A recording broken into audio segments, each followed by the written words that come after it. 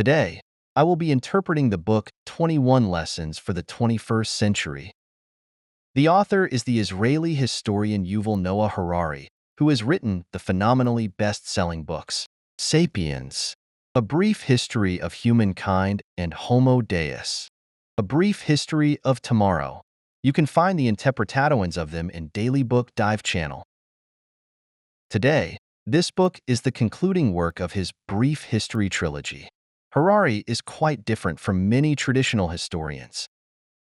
Traditional historians typically analyze issues primarily through historical methods and perspectives, but Harari integrates various fields such as history, anthropology, biology, and information technology. He uses a comprehensive perspective to analyze familiar issues, deriving many new and possibly more essential explanations and conclusions. 21 Lessons for the 21st Century continues this intellectual style. In Harari's Brief History trilogy, Sapiens discusses how human society was formed, while Homo Deus explores how future society will evolve. One looks back at the past, and the other envisions the future. In contrast, 21 Lessons for the 21st Century examines the present, focusing on the issues you and I will face or are currently experiencing in today's world. What's wrong with contemporary life? Is there a problem?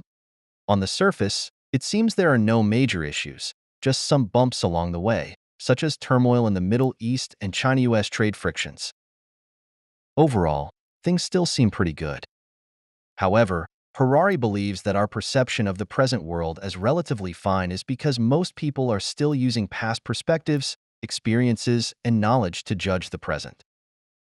He argues that humanity is facing unprecedented changes, with all old narratives disintegrating, and no new narratives have yet emerged to sustain us. What does this mean?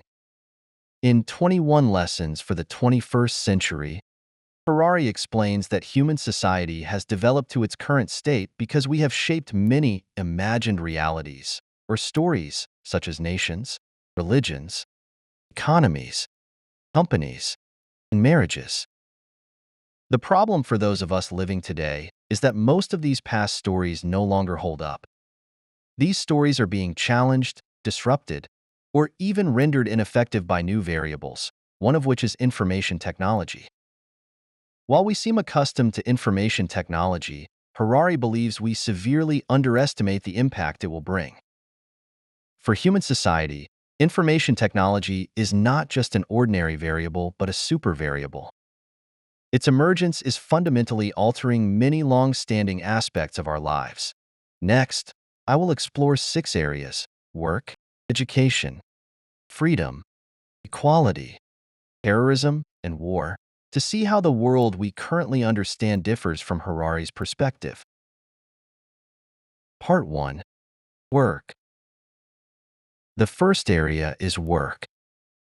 Harari believes that the rise of artificial intelligence will cause widespread unemployment in human society.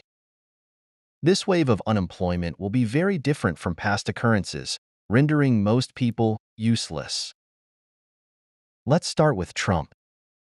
Trump told Americans a story that foreign immigrants are taking American jobs and social benefits, thus immigration should be restricted, and some immigrants should be expelled. Many Americans believed this story and became xenophobic. However, Harari argues that Americans have been misled by Trump. In a few decades at most, both Americans and non-Americans will face massive unemployment as most jobs are replaced by AI. This topic is not new, as many scholars and experts have discussed it. Yet, Harari finds most discussions overly optimistic. There are 2 main reasons for optimism. The first is the belief that AI might replace jobs in specific problem-solving areas, such as repair, medicine, law, design, and programming, while creative fields like art, literature, and business remain beyond AI's reach. However, this may not be the case. Current AI can already write and create advanced lyrics and music, and even produce new works indistinguishable from those of certain individuals by analyzing a large amount of existing material. such as composing new pieces in the style of Bach through extensive analysis of his music. Harari points out a deep misunderstanding about creativity. Take Go, for example. Both AlphaGo and its upgraded version, AlphaGo Zero, often play moves that human players could not conceive of or understand. This is because human brains have a flaw in terms of creativity. We find it hard to imagine things we've never seen before. For instance, before Steve Jobs designed the iPhone, no one could imagine such a phone design. After the iPhone, everyone started to imitate it, but no one could envision the next generation of phones until the next visionary like Jobs comes along. AI, however, has no such limitations.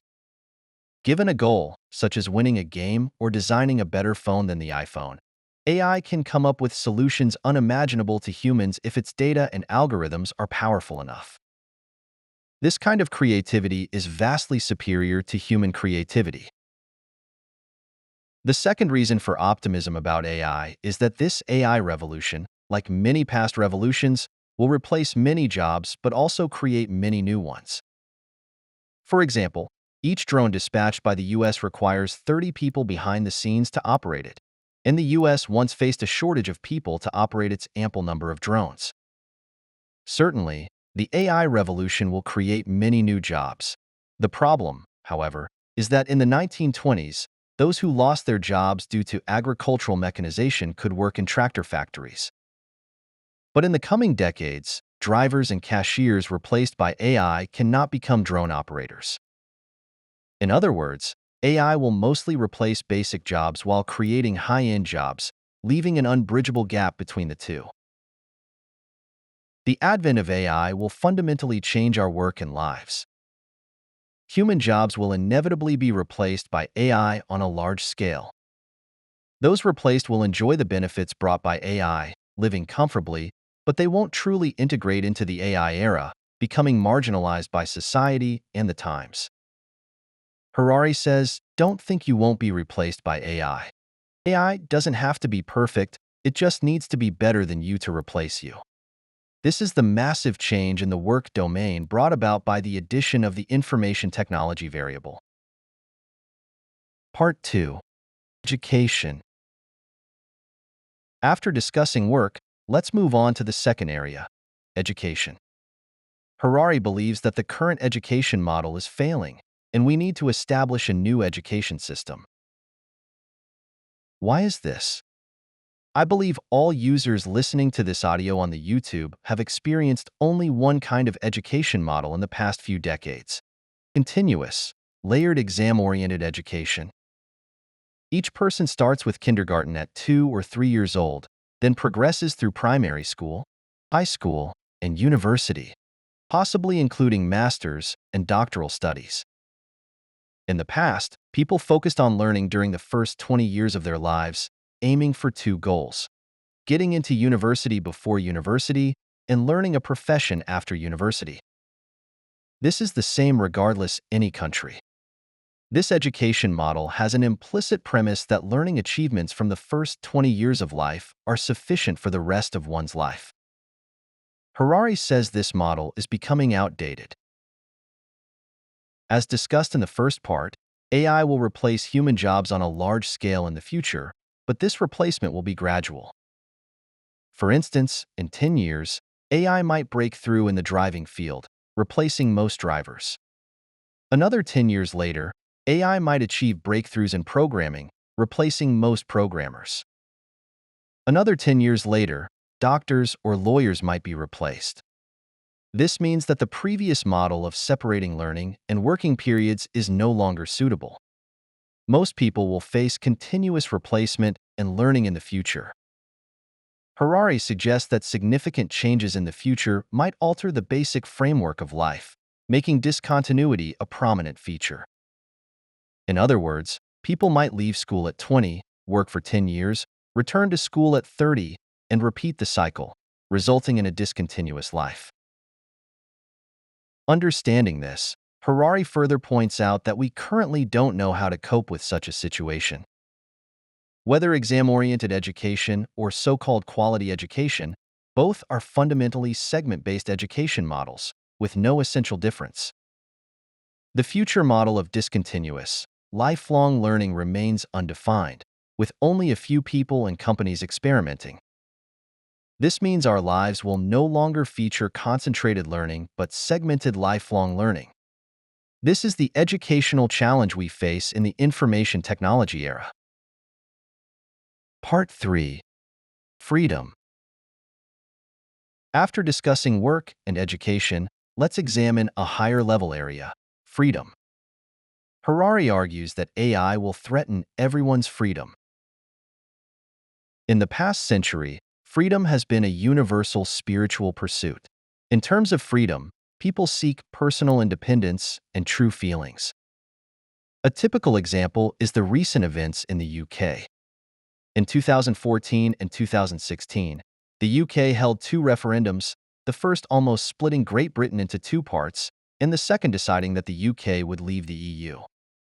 The UK chose to make such national decisions through referendums because it believed in and respected each person's free choice, considering each person's choice rational. However, Harari comments that all referendums and elections appeal to human feelings, not human rationality.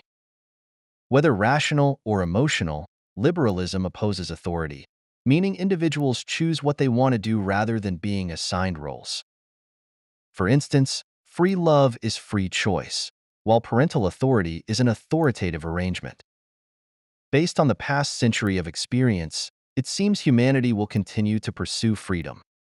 The UK may face countless Scottish referendums until Scotland and England completely split. However, with the advent of AI, the situation becomes awkward. Compared to humans, AI's strength lies in information collection, processing, and analysis, which eventually translates into strong decision-making abilities. When AI's decision-making ability surpasses that of humans in certain areas, following AI means obeying a new kind of authority. If you don't follow AI, the risk of poor decisions increases. As AI's influence spreads to more social domains, a new social authority emerges.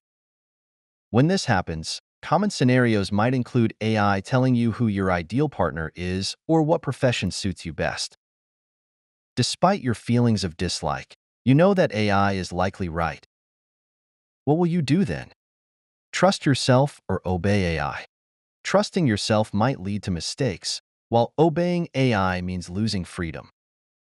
Thus, the rise of AI might lead us into a new authoritative or even dictatorial society.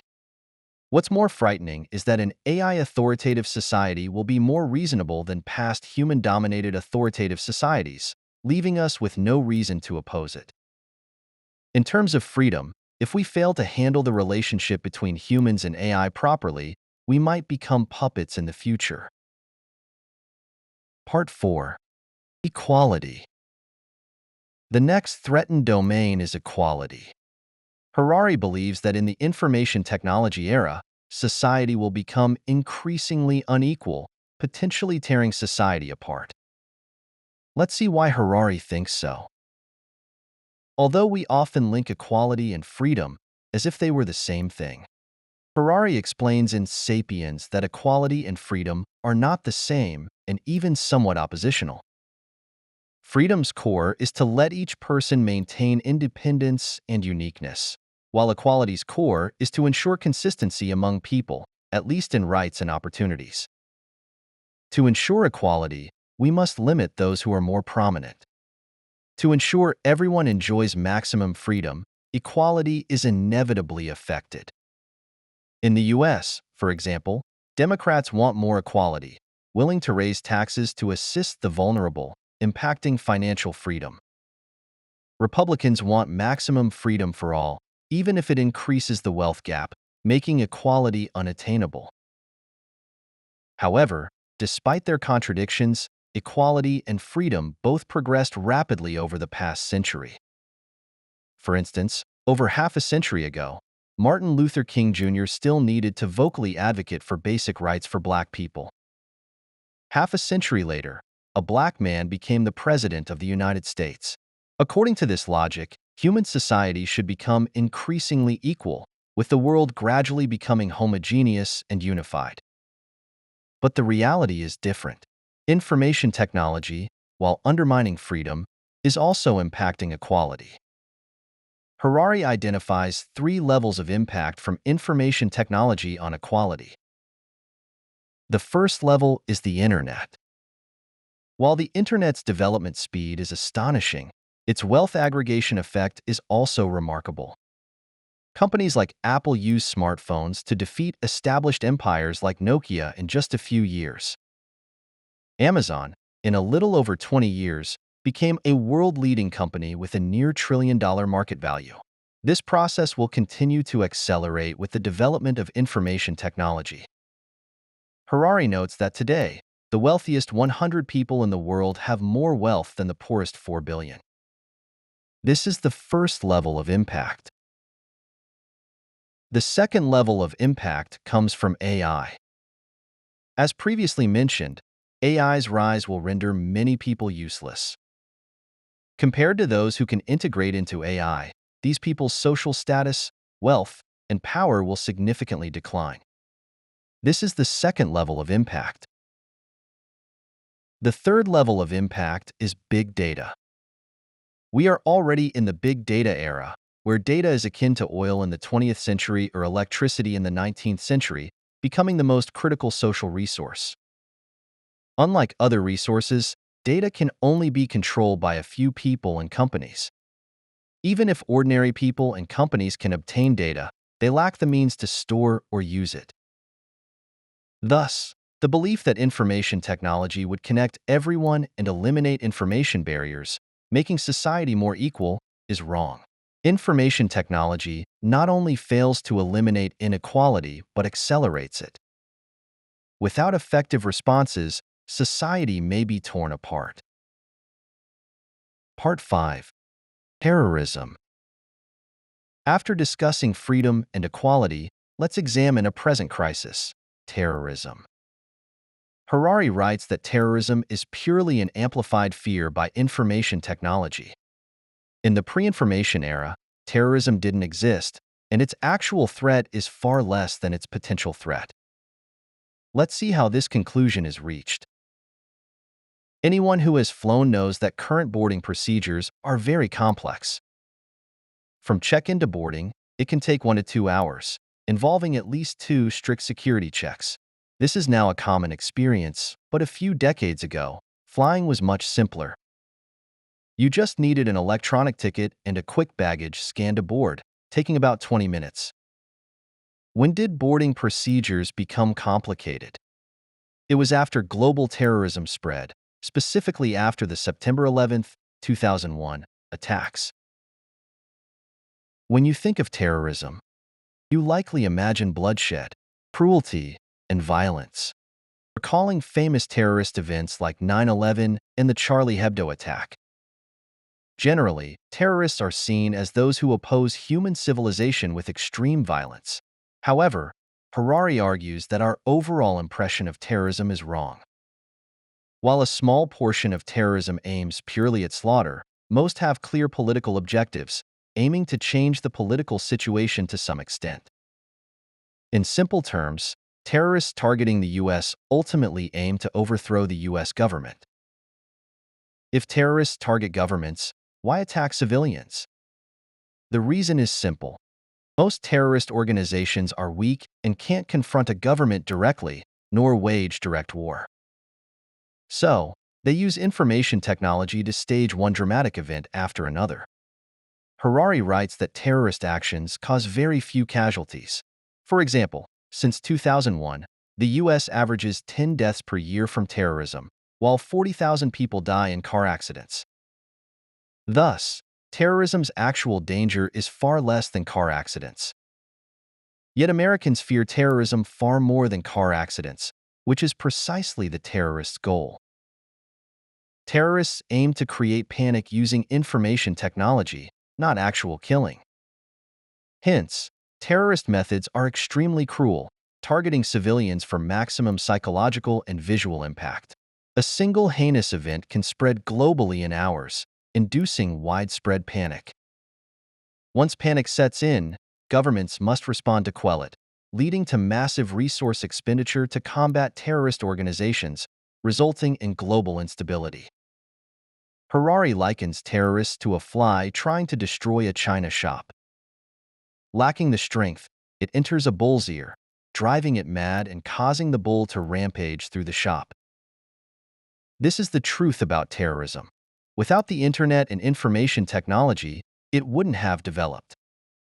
So far, there's no best strategy to combat terrorism. It thrives on information technology, creating infinite panic, and cutting off information technology or completely curbing panic is impossible. Hence, we resort to heightened security to reduce terrorist incidents, which is costly and minimally effective. Perhaps the only way to combat terrorism is for everyone to realize it's not as terrifying as it seems. Part 6. War. After terrorism, Harari deems it necessary to re-examine a real potential threat: war. While most regions are peaceful, and this peace has lasted long, Harari believes humanity cannot eliminate war, and future wars could be more dreadful than past ones. Let's explore why future wars might be more terrifying. Partly, extreme fear of terrorism stems from information technology and prolonged peace. Since World War II, aside from certain regions, most people haven't experienced or felt war. In the past nearly 80 years, wars have been decreasing. Renowned psychologist Steven Pinker even wrote a famous book, The Better Angels of Our Nature, arguing that violence has reduced due to changing human nature, with less violence and more kindness. Harari, however, believes that wars have decreased because their nature is changing. Historically, wars were frequent because they were profitable, often yielding vast wealth. During the agricultural era, the most basic production resources were land and population. Therefore, empires often waged wars to seize land and people, exemplified by the US and Russia. The US expanded westward from the 18th century, extending from the Atlantic to the Pacific, while Russia expanded eastward from present-day Moscow to the Bering Strait, gaining vast territories and wealth. In the industrial era, as land and human value declined, natural resources became crucial, making mineral and oil control the main war objectives, as seen in World War I. In the information technology era, however, war seems futile. Harari cites an example. If an army occupies Silicon Valley, it gains nothing but disrupts prosperity since Silicon Valley holds technology, not silicon. Similarly, occupying Wall Street or Zhongguancun yields no benefits. Thus, wars no longer offer profits for most countries, which is why they have decreased. Despite this, Harari warns against complacency about war, as a few still find it appealing. Terrorists, for instance, hope for wars to alter political landscapes, like ISIS. Terrorist groups might not match other countries militarily, but could gain the upper hand in information warfare. Imagine if terrorists hacked the US nuclear system, causing a nuclear explosion or launching missiles, potentially sparking World War III. Information technology thus shifts warfare to less visible domains, yet large-scale wars remain possible. Harari believes that the nearly 80 years of peace should not make us complacent about war. War's nature is changing, and future wars might occur in unseen domains, potentially causing catastrophic consequences for human society. This is Harari's view on war. In conclusion, we've covered the main ideas and content of Harari's 21 Lessons for the 21st Century. Let's summarize.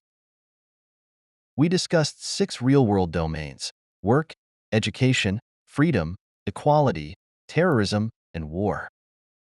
Harari also addresses other areas like politics, online communities, and religion, but the basic idea is similar. New variables continually emerge, necessitating a re-evaluation of familiar domains. Introducing information technology fundamentally changes many issues we take for granted, and we are largely unprepared for these changes. Moreover, information technology is not the only supervariable. Other factors, like biotechnology, will also introduce new challenges.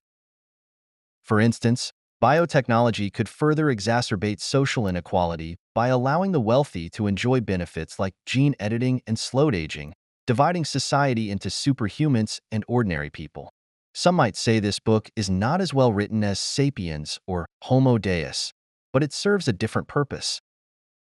The book, 21 Lessons for the 21st Century, is valuable not for providing new explanations or theories about human society, but for highlighting previously unconsidered realities and future possibilities, making us aware of ongoing changes and crises. That's the essence of this book. The original book link is attached at the end for further reading.